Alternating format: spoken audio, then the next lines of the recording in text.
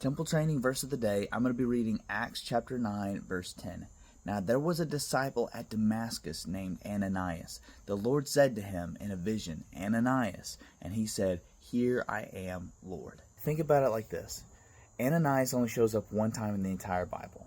You know, you've got Peter, Paul, John, James, all of these different disciples that show up over all of the Gospels. But the only place in the Bible that we find Ananias is, in fact, in Acts chapter 9, verses 10 through 17.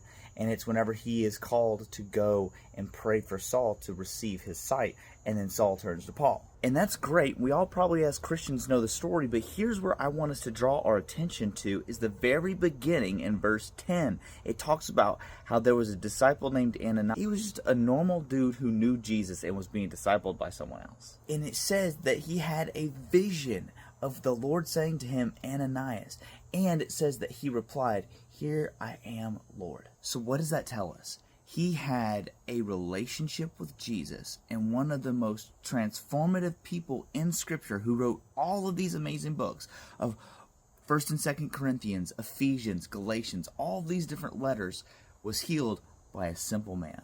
Now, don't get me wrong, it was the power of Jesus through Ananias that healed Saul, then turned to Paul, who was able to write most of the New Testament.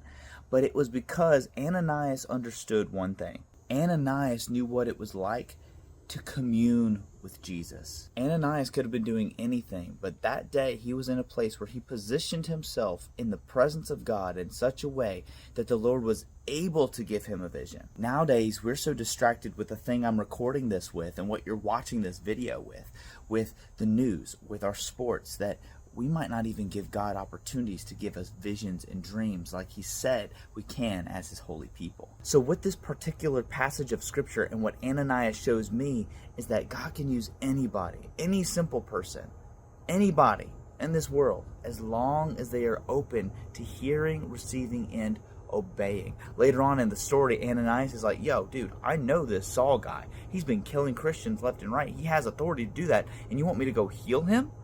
And then Jesus replies, Go. And he does. Ananias understood that he can explain his, for lack of better terms, his disagreements with the Lord and why he would want to do something. But ultimately, it's God's decision. I hope this word benefits you today. Have communion with God every single day. Spend time talking to him. Spend time praying. Spend time getting in his word. I promise you it'll change your life forever. So, I'll see you guys in the next video.